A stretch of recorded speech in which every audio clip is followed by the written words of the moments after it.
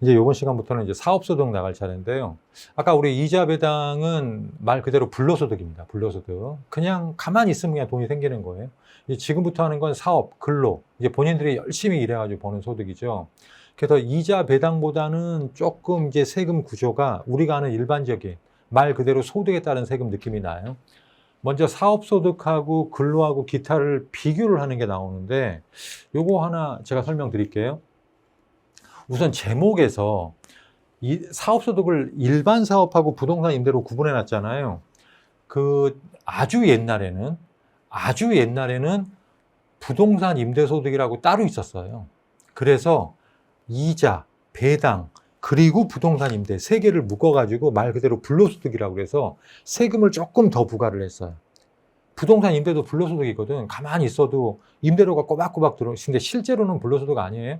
신경 쓸 게 너무너무 많고 막 싸우기도 하고 여러 가지 뭐 해야 될 것도 많고 그러는데 일단 겉보기에는 이자, 배당, 부동산 임대는 불로소득이거든. 땀 흘려 벌지 않는. 그래서 했다가 부동산 임대도 결국 사업 아니냐. 그래서 사업소득에 통합시켰어요. 세법에서.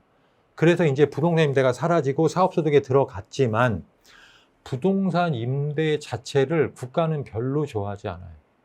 그래서 불이익 규정이 아직도 살아있어요. 나중에 보시면 이제 기본이론 할 때 결손금, 적자 났을 때 그 적자를 다른 이익하고 통산하는 과정에서도 부동산 임대는 불이익을 줍니다. 그 내용은 기본이론 할 때 자세히 우리가 공부할 거예요. 시험에도 잘 나오고. 일단 그래서 부동산 임대는 따로 표기를 합니다. 우리가 공부할 때도 따로 공부를 해. 부동산 임대는. 근데 사업소득입니다. 실무에서도 부동산 임대는 별도로 기장하자고. 장부 기장을 따로 하라고 그래요. 별도 기장. 그래서 이 부동산 임대가 있는데 일단 합쳐서 사업소득. 하여튼 사업소득은 계속 반복적이죠. 내가 부동산 임대를 하건 분필을 팔건 그죠? 이 리모컨을 팔건 나는 계속 하는 거예요. 어찌됐건 망할 때까지는. 그죠? 내가 회사 그만둘 때까지는, 사업 그만둘 때까지는 계속 반복적이에요. 그죠? 그리고 얘는 독립적이죠. 누가 나 타치하는 사람, 너 왜 지금 퇴근해? 그런 사람 없죠. 왜? 내가 사장이니까. 그죠? 독립적이에요. 그런데 근로소득은 계속 반복적은 똑같아요. 내가 회사 그만두지 않는 한은 계속 그죠? 다니는 거죠. 똑같이. 이건 똑같은데 요게 다른 거죠. 고용돼 있는 거죠. 늦게 출근하면 너 왜 늦게 출근했어? 빨리 퇴근하려고 그러면 저 죄송한데 오늘 집에 일이 있어서 죄송합니다. 얘기하고 다 나와야 되잖아요. 고용돼 있는 거죠. 그죠? 실무에서는 고용계약서를 쓰는 거죠. 사장은 이런 의무가 있고 이런 책임져야 되고 종업원은 이런 의무가 있고 이런 권리가 있고 그죠? 이런 걸 고용계약서를 쓰는 거죠. 이게 그죠? 요게 다르고요. 그런데 기타 소득이라고 있습니다. 우리 앞에서 이배사 근영 기 그랬죠. 기타. 이거는 이배사 근현도 아니고 퇴직 양도도 아닌 거 나머지 것들 중에서 열거된 거라고 그랬죠. 기타 소득은 일시유발적이에요. 일시유발적.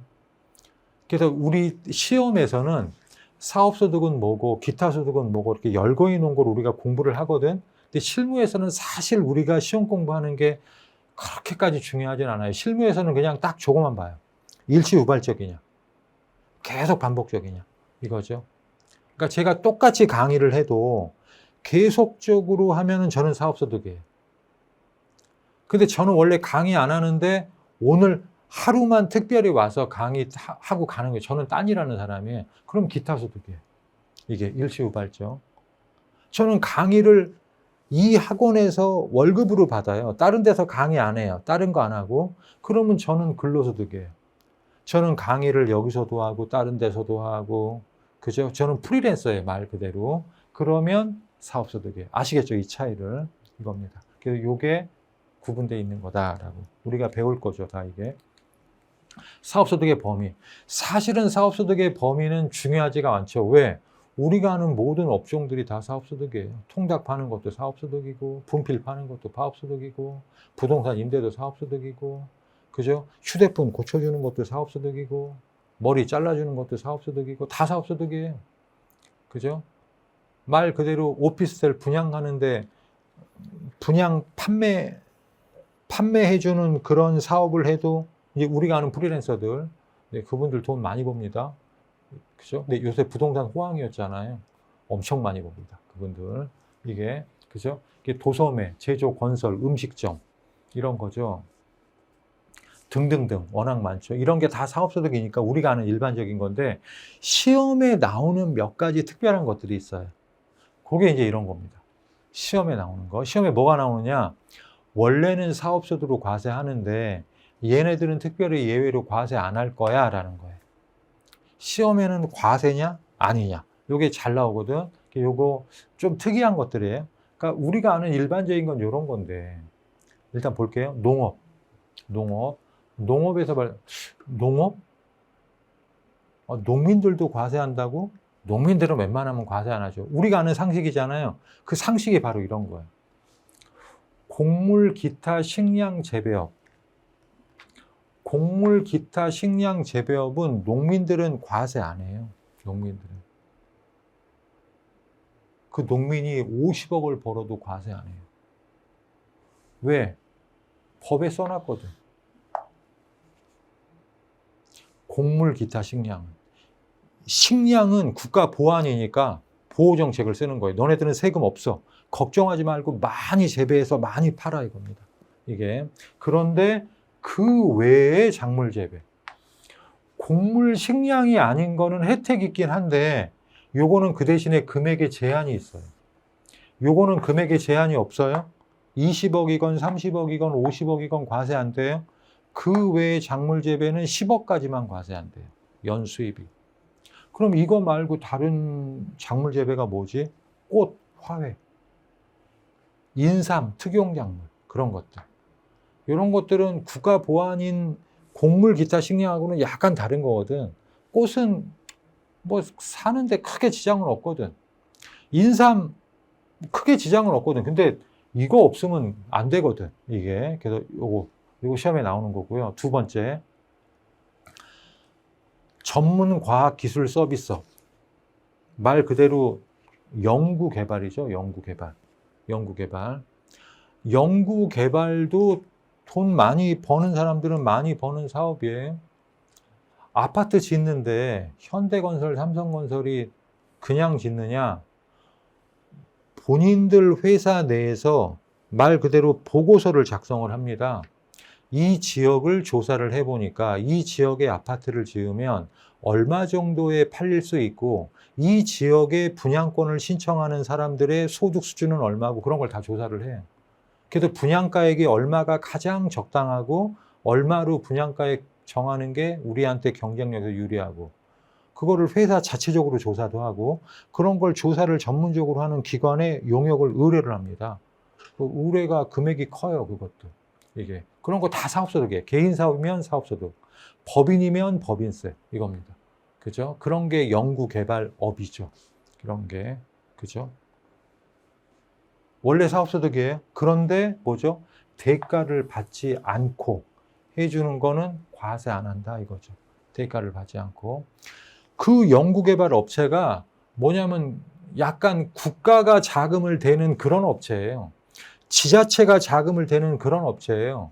대학교 교수님이에요. 공익 목적으로 하는 거예요. 공익 목적으로. 제가 그냥 무료로 풀게요. 그죠? 물론 실제로 무료로 푼다고 하나도 안 받는 건 아니고 회사에서 말 그대로 실비 정도는 줘요. 실비 정도는. 그냥 우리 대학원생들 밥이나 먹게 그 정도까지는 괜찮다 이거죠. 그거는 비과세. 그죠? 그래서 요거는 여러분들 나중에 부가세 할 때도 법인세 나올 때 계속 나와요. 연구개발은 이거 기본이론 들어가 버리네. 이거 시험에 잘 나오는 겁니다. 대가를 받으면 과세, 소득세건 법인세건 부가세건. 대가를 안 받으면 부가세도 면세. 그죠? 소득세, 법인세, 과세 제외. 그겁니다. 근데 요거는 아예 기본이론 들어가 버렸네요. 그냥 기본이론 할 때 똑같이 설명하는데 다시 할 겁니다. 이거는 똑같은 내용. 그 다음에 교육 서비스. 교육 서비스가 뭐예요? 우리 학원 같은 데죠. 교육 서비스. 당연히 과세. 학원은 과세. 근데 뭐죠? 학교는 과세 안 한다 이거죠. 학교는. 그러니까 이거 당연한 거고. 사회복지 서비스업 뭐죠? 실버타운. 비싼 데는 되게 비쌉니다. 그죠? 노후에 부부 둘이 들어가서 생활하는데 한 달 생활비 뭐 380만 원. 그죠? 이 정도면은 웬만한 중산층은 사실 어려울 수도 있는 금액이에요. 노후에 이게. 그죠? 그런 거는 영리 목적이 일부 가미된 거죠. 그런 거는 과세요. 사업소득자. 그 실버타운 운영자에게. 근데 뭡니까? 고아원 양로원. 이런 데는 당연히 과세하면 안 되겠죠. 이런 데는 기부금 받아서 운영하는 거지. 고아원 양로원 그분들한테 돈 받는 게 아니잖아요. 그죠, 이게. 그러니까 이런 거는 과세 제외. 아시겠죠? 특이한 거예요. 물론 실무적으로는 거의 접할 일이 없죠. 거의. 실무적으로는 다 그냥 이런 거 무조건 과세. 다 그냥. 그 다음에 아까는 일반 소득이 이제 부동산 임대 사업 소득.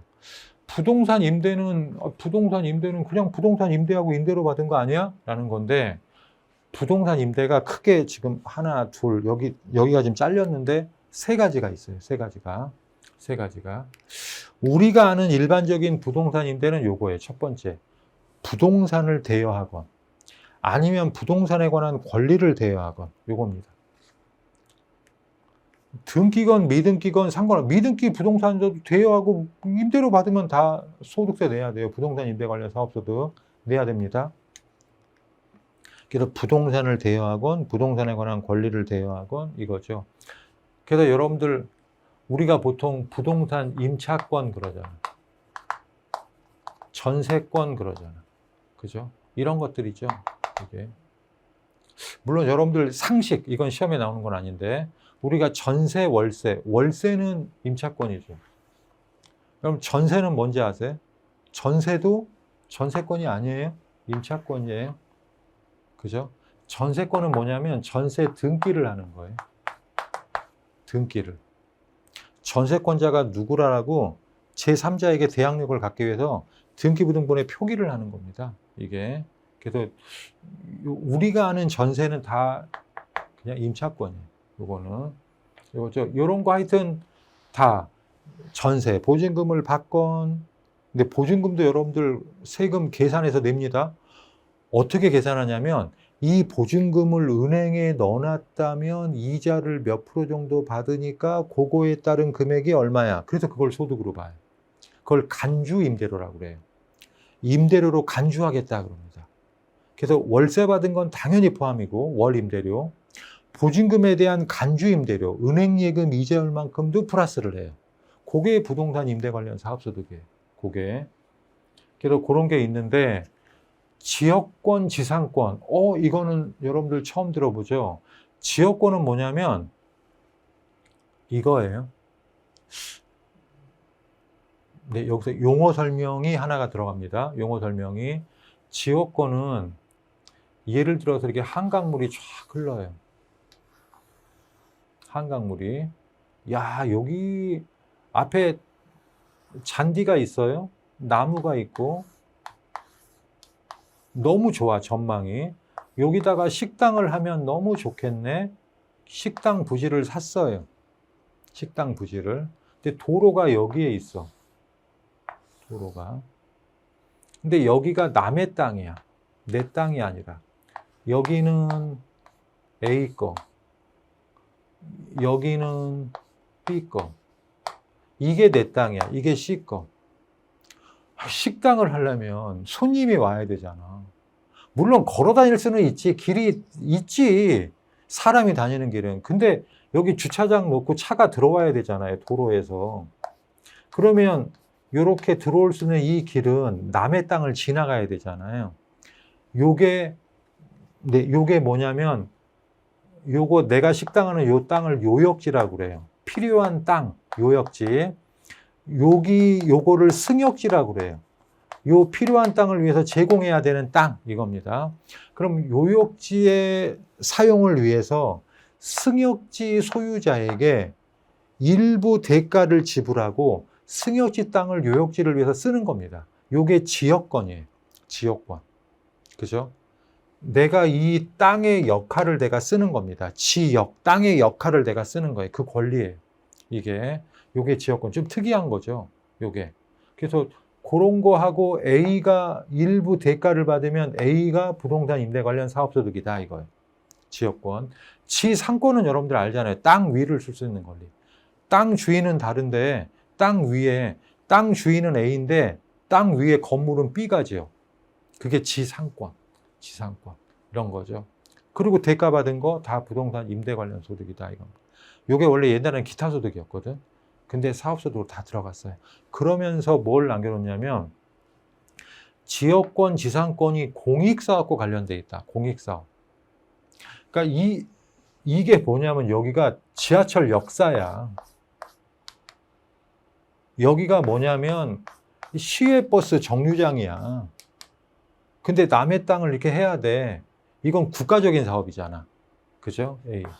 그럼 A가 하여튼 국가로부터 지자체로부터 대가받은 거 공익사업과 관련하여 받는 거는 기타소득이다. 기타소득의 세부담이 좀 낮아요.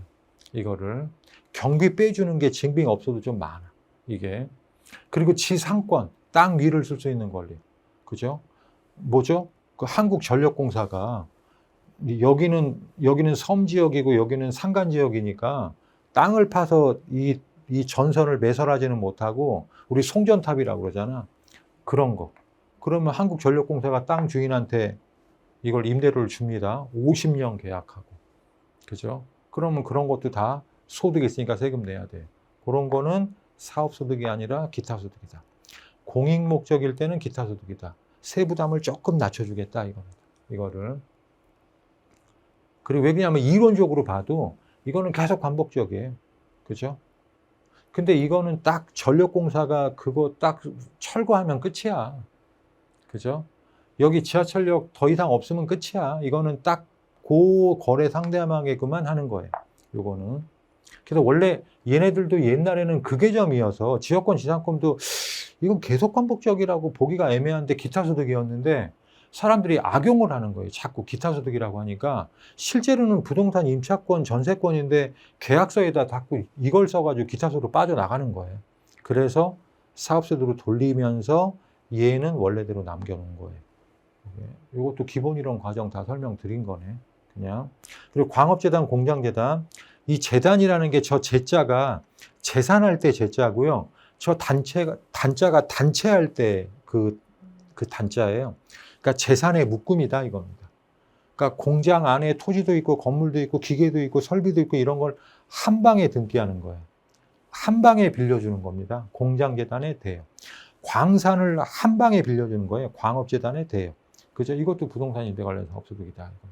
이게 광업권자, 조건권자 적대가 채굴에 관한 권리에 대해요. 시설과 함께. 광산을 캘 수 있는 권리를 빌려주는데 이 광산 네가 그냥 캐. 이거 부동산 임대다 이겁니다. 그래서 부동산 임대 관련 사업소득이다라는 건데 다만 네, 여기 너무 들어가나? 이게 여기 너무 들어가는 것 같네요. 네, 그냥 이거 써놨으니까 이것까지만 설명드릴게요.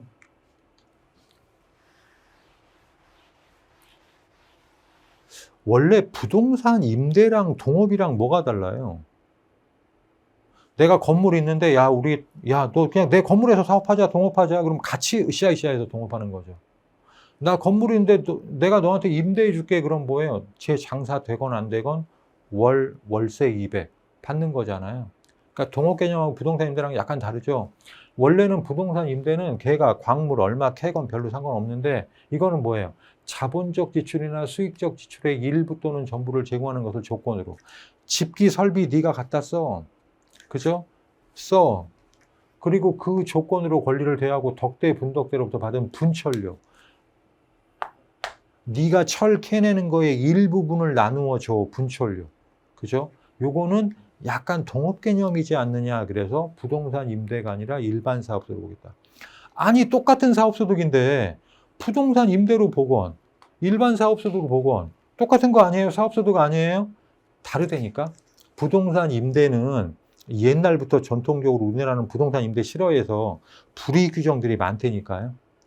그래서 부동산 임대로 보면 불이익 규정을 좀 적용받는 거고 일반 사업소득으로 보면 부동산 임대를 적용 안 받는 거고 그리고 광업권의 양도돼요. 나 이것도 좀 들어가네. 이것도 기본 이론 할 때 이거 시험에 잘 나오는 건데요. 광업권의 양도대여랑 광업권자가 채굴에 관한 권리를 대여하는데 시설과 함께 광산을 대여하는 거랑 다르죠. 괄호를 빼면 언뜻 보면 헷갈려요. 비슷한 것 같아. 아니, 채굴할 수 있는 권리를 대여하는 게 광업권을 대여하는 거 아니야? 근데 이거는 뒤에 보니까 아, 다르구나. 시설과 함께 광산을 대여하는 거죠. 부동산을 대여하는 겁니다. 근데 이거는 뭐예요? 국가로부터 받은 광업권만 딱 대여하는 거예요. 다르죠. 이거는 기타 소득이다. 이거는 부동산 임대 관련 사업 소득이다라는 거죠. 그래도 이거 시험에 잘 나와요. 물론 실무에서는 이렇게 구분하지 않아. 그냥 계속 반복적으로 해? 그럼 사업소득이에요. 얘는 사업적이네. 어쩌다가 한 번에 기타 소득이에요. 요거는. 근데 요거 시험의 구분.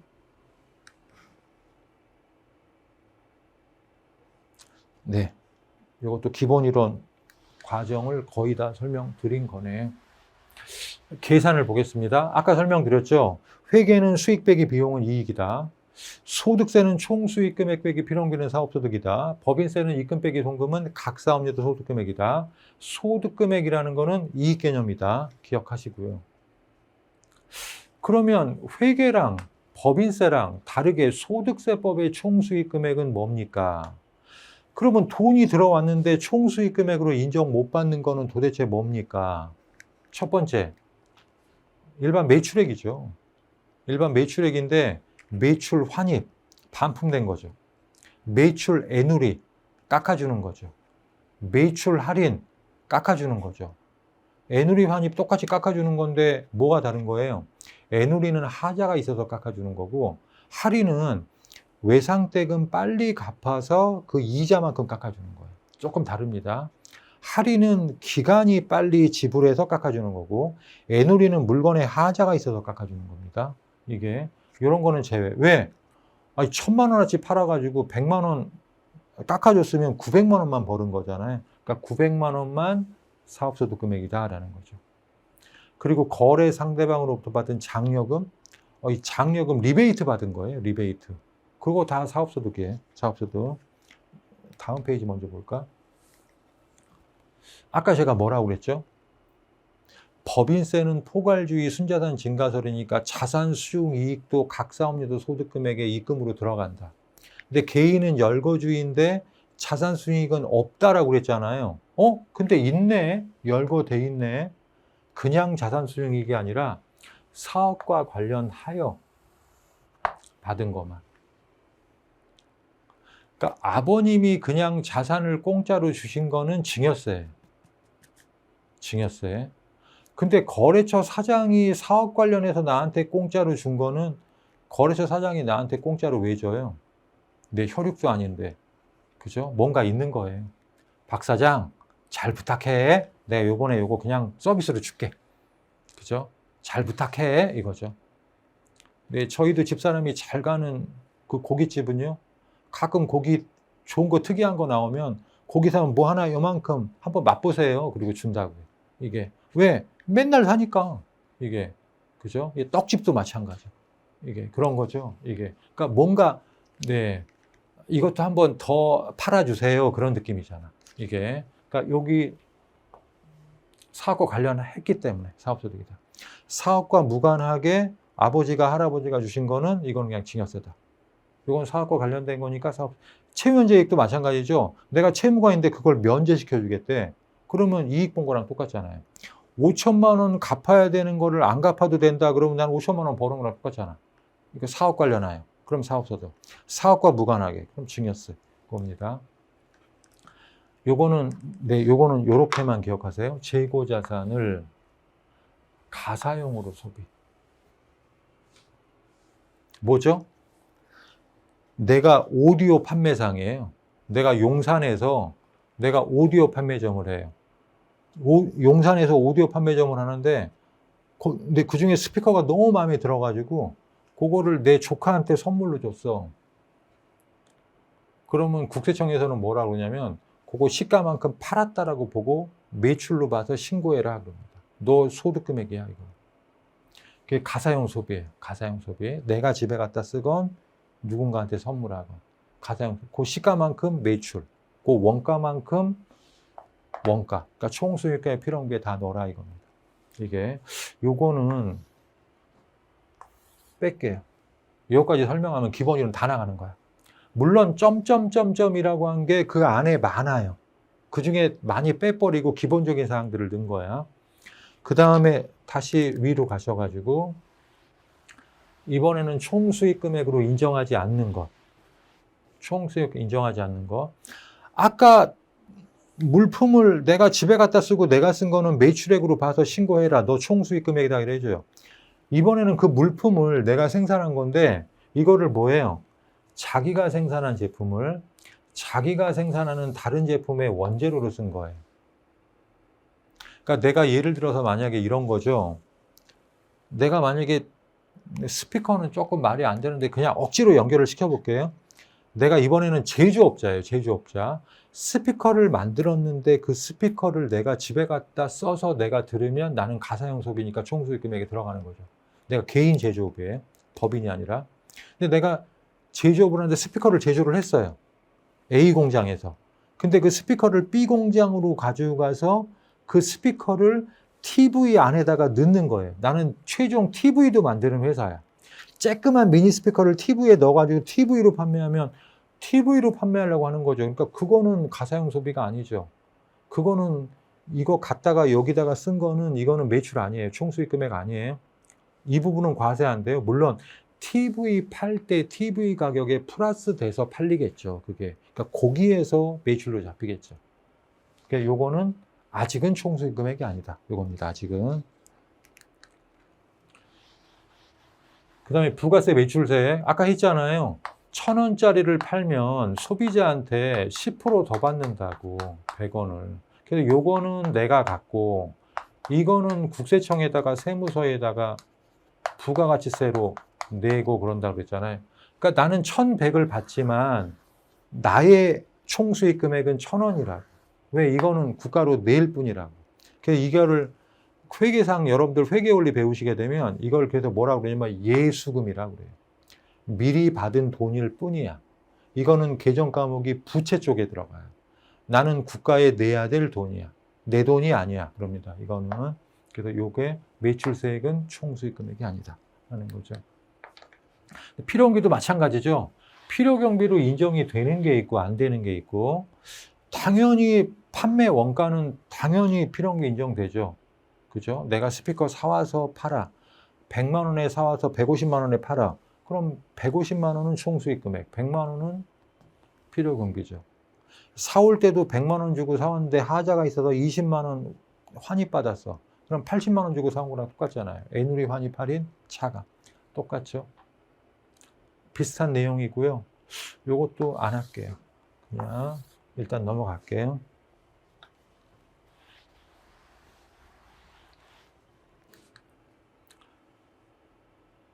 그 다음에 얘네들도 필요경비 인정되는 거. 부동산 양도당시의 잔고가액. 요거는 여러분들 괜히 오해의 소지가 있고 그러니까 제가 미리 설명드릴게요. 원래 부동산을 팔면은 무슨 소득이라고 그랬죠? 아까 양도소득.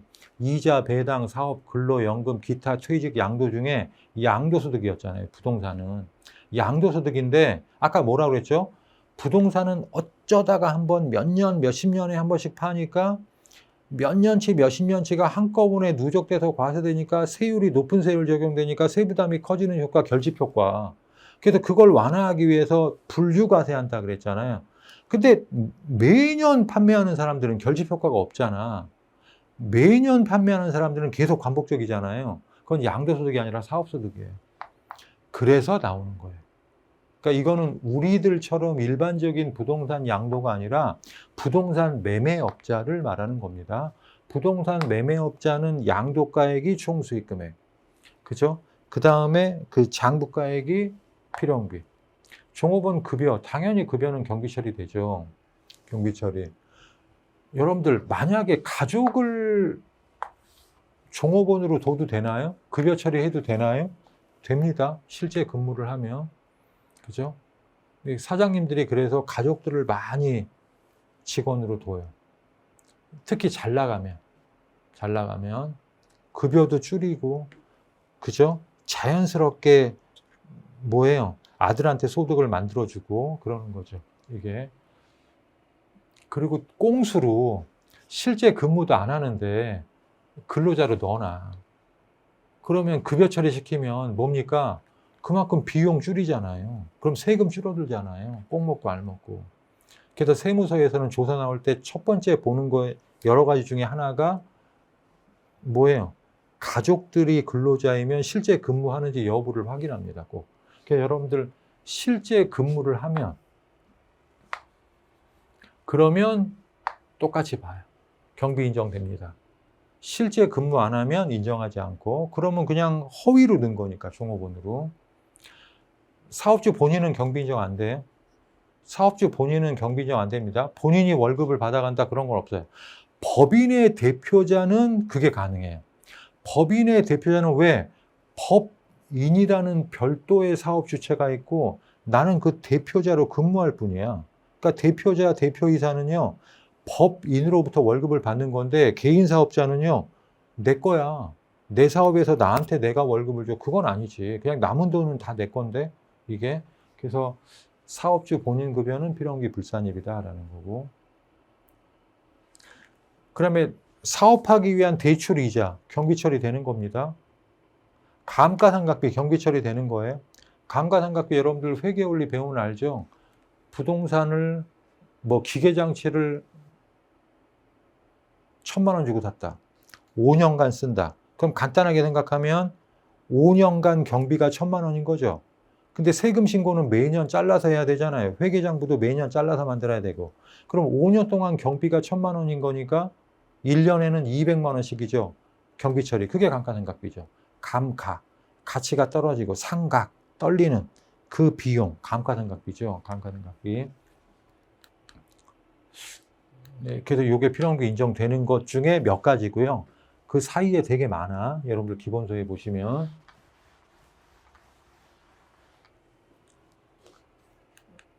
그 다음에 필요한게 불산입. 인정되지 않는 거. 그러니까 이런 게 이제 소득세, 아니, 회계랑 다른 거죠. 소득세와 개인지방소득세. 여러분들 아까 처음에 우리가 사업소득, 총수익금액, 필요경비, 물론 2배사 근영기 합쳐가지고 그거에서 딱 사업소득 금액이 나오죠. 물론 다른 소득, 근로소득이 있으면 그것도 다 플러스 시키고 그래서 다 합친 게 종합소득 금액이죠. 종합소득 금액에서 이제 부양가족공제를 빼요. 종합소득공제를. 그럼 과표가 나오죠. 거기다가 세율을 곱한다고. 그럼 산출세액이 나오죠. 그죠? 거기다 세액공제 감면을 빼고 기납부세액을 빼면 5월 달에 내야 될 차가감 납부세액인데, 그죠? 소득세도 세금이 나가니까, 그럼 이것도 비용 아니야? 그래서 비용으로 다시 사업소득 필요비를 다시 넣으면 또 세금이 달라지잖아요. 비용이 더 늘어나니까. 그럼 또 다시 계산이 되는 거예요. 그럼 또 소득세가 달라져. 그럼 또 달라진 금액을 또 다시 넣으면 또 반복되잖아요. 그래서 반복을 막기 위해서 법인세 계산할 때 법인세는 송금으로 인정 안 하고 그냥 그걸로 끝. 소득세 계산할 때 소득세도 필요비 인정 안 합니다. 그걸로 끝. 이거는 필요비 다 계산 끝나고 한참 후에 나오는 금액이야. 그래서 이거는 필요비가 아니다. 아까 했죠. 네가 잘못한 거는 경비 인정 안 해줘. 가사의 경비예요. 집에서 쓴 돈. 그죠?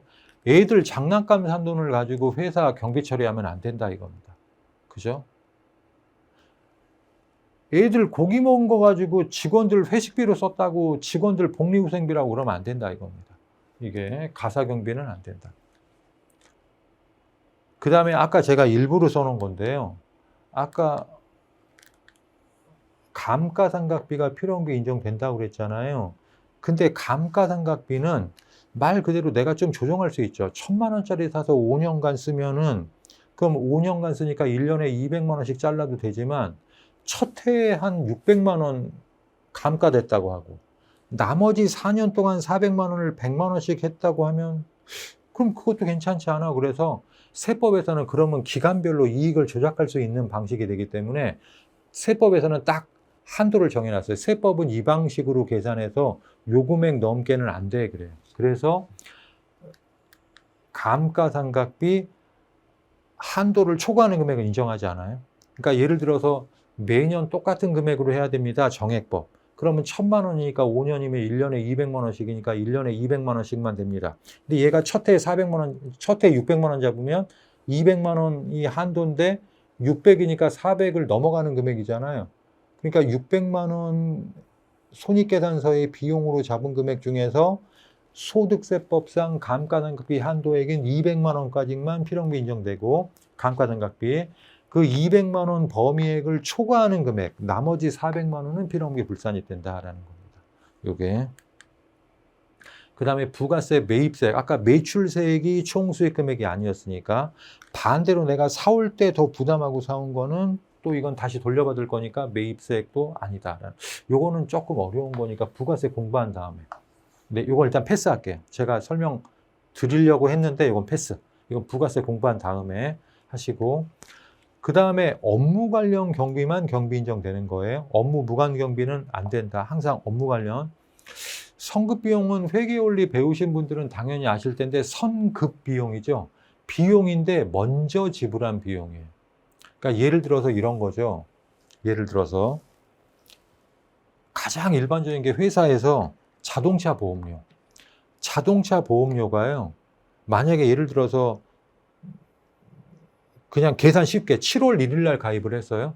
7월 1일부터 1년 동안의 자동차 보험료가 100만 원이야. 그러면 내년도 6월 말까지잖아요. 그럼 100만 원을 미리 지불하잖아요. 자동차 보험료는 1년치를 미리 지불하잖아. 그럼 100만 원 미리 지불했으면 올해 이 회사의 자동차 보험료가 얼마가 경비 인정됩니까? 상식선에서. 올해 12월 말까지만, 1월 1일부터 12월 말까지만 해야 되니까 내년도 1월 1일부터 6월 말까지 거는 내년도 비용이지. 올해 비용 50만 원. 내년도 비용 50만 원이죠. 그러니까 내년도 비용 50만 원은 올해 비용이 아니다. 선급 비용이다. 먼저 지불했을 뿐이다. 선급 비용은 그래도 회계상으로도 자산이에요. 비용이 아니에요. 비용이라고 써 있지만 자산이에요. 요겁니다. 네, 여러분들 영어 듣기 할 때 그 토익 같은 거에 워싱턴 들리면 워싱턴은 답이 아니라며 이게 그러니까 이것도 비용이라고 써 있는데 이거는 비용이 아니에요. 이거는 자산이에요. 자산 이겁니다. 내년도 비용을 줄일 수 있는 돈 이거죠. 그 다음에 이거는 업무 관련이지만 네가 잘못한 거야. 아까 과태료랑 비슷한 거야. 네가 잘못한 거니까 이건 경비 인정 안 하겠다라는 거죠. 그래서 여러분들 그래서 회계랑 이런 게 다른 거예요. 회계상으로는 얘네들이 다 경비로 들어갔어. 이런 게. 근데 소득세 계산할 때는 필요비에서 그걸 다 빼고 계산해야 된다. 그러면 사업소득 금액이 늘어나겠죠. 이게 인정 못 받으니까. 네, 여기까지가 사업소득이었습니다. 사업소득. 네, 사업소득의 설명이 조금 길었네요. 잠깐 쉬었다가 이제 근로소득부터 나가고, 네, 그렇죠. 예, 그러겠습니다. 예, 잠깐 쉬겠습니다.